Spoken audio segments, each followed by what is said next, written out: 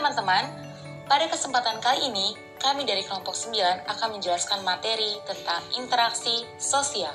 Nah, kami akan awali dari pengertiannya, bentuk-bentuknya, aspek-aspeknya, dan yang terakhir ialah faktor-faktor interaksi sosial.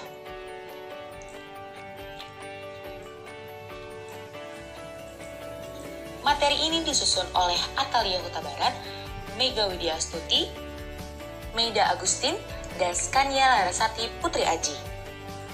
Interaksi sosial.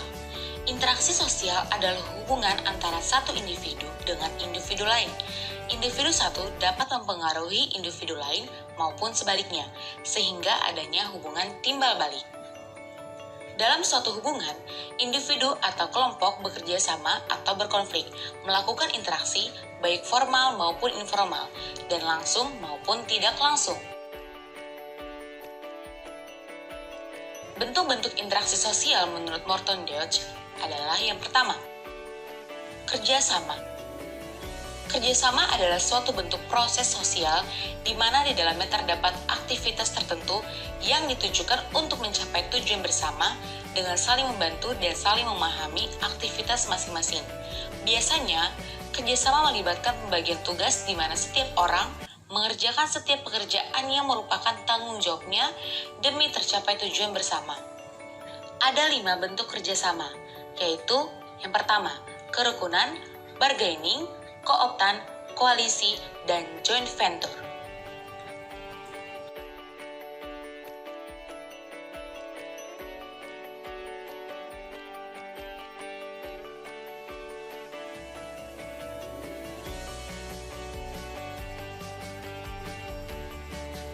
Bentuk interaksi sosial yang kedua ialah persaingan.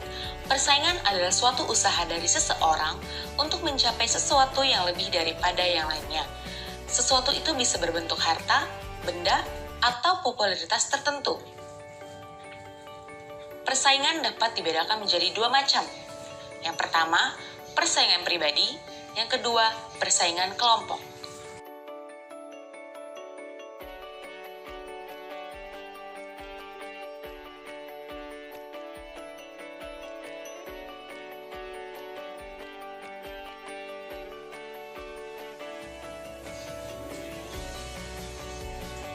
Faktor-faktor interaksi sosial yaitu faktor imitasi.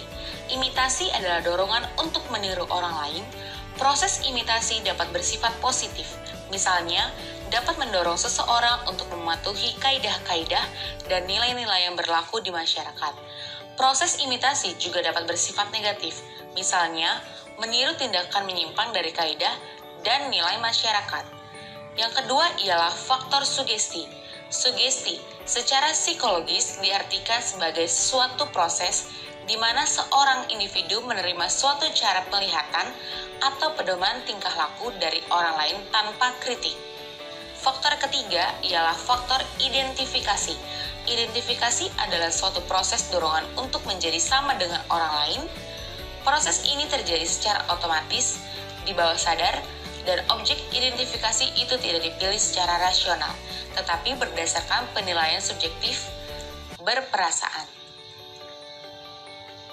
Yang keempat ialah faktor simpati. Simpati merupakan perasaan di mana seseorang merasa tertarik dengan pihak lain. Dorongan utama simpati adalah suatu keinginan memahami pihak lain dan bekerja sama dengan pihak lain tersebut. Aspek-aspek interaksi sosial menurut Sarwono. Yang pertama adalah komunikasi. Komunikasi ialah proses pengiriman berita atau informasi dari seseorang kepada orang lainnya. Terdapat 5 unsur dalam proses komunikasi, yaitu adanya pengirim berita, adanya penerima berita, adanya berita yang dikirimkan, adanya media atau alat pengirim berita, adanya sistem simbol yang digunakan untuk menyatakan berita. Jenis-jenis komunikasi.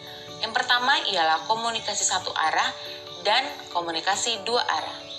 Struktur komunikasi sesuai dengan jenisnya. Yang pertama, jenis komunikasi satu arah.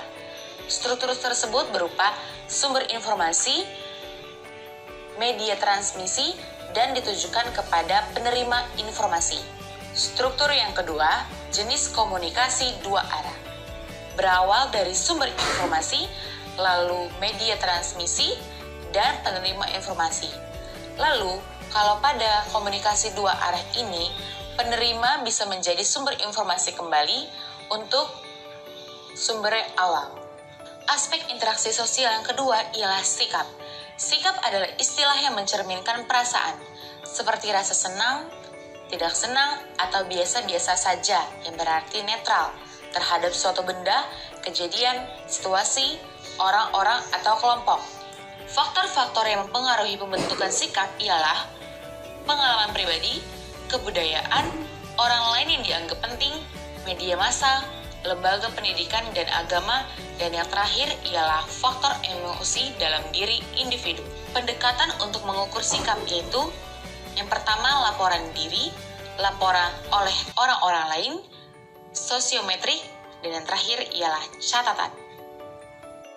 Sikap dinyatakan dalam 3 domain, yaitu afek, merupakan perasaan yang timbul. Kedua, behavior, merupakan perilaku yang mengikuti perasaan itu. Yang ketiga adalah cognition, merupakan penilaian terhadap objek sikap. Aspek ketiga yaitu tingkah laku kelompok. Teori pertama dikemukakan oleh tokoh-tokoh psikologi dari aliran klasik yaitu bahwa tingkah laku kelompok merupakan sekumpulan individu dan gabungan dari tingkah laku individu secara bersama-sama. Kelompok atau grup dapat didefinisikan sebagai 2 individu atau lebih yang saling berinteraksi dan saling tergantung antara satu sama lainnya dan saling bergantung untuk mencapai tujuan tertentu. Jenis-jenis kelompok. Yang pertama, kelompok formal atau formal group. Kelompok formal atau formal group adalah kelompok yang sengaja dibentuk atau ditunjuk oleh organisasi untuk melakukan tugas tertentu. Jenis-jenis kelompok formal ialah kelompok komando dan kelompok tugas. Yang kedua ialah kelompok informal atau informal group. Kelompok informal atau informal group adalah kelompok yang dibentuk oleh anggota organisasi yang mempunyai kepentingan yang sama. Kelompok informal ini umumnya tidak terstruktur secara formal dan tidak ditetapkan secara resmi oleh organisasi. Timbulnya kelompok informal karena adanya tanggapan terhadap kebutuhan akan hubungan sosial. Jenis-jenis kelompok informal yaitu kelompok kepentingan dan kelompok persahabatan. Norma sosial. Norma sosial adalah nilai-nilai yang berlaku dalam suatu kelompok yang membatasi tingkah laku individu dalam suatu kelompok, di mana artinya barang siapa yang melanggar norma akan mendapatkan sanksi sosial. Demikian materi singkat dari kami. Sekian dan terima kasih.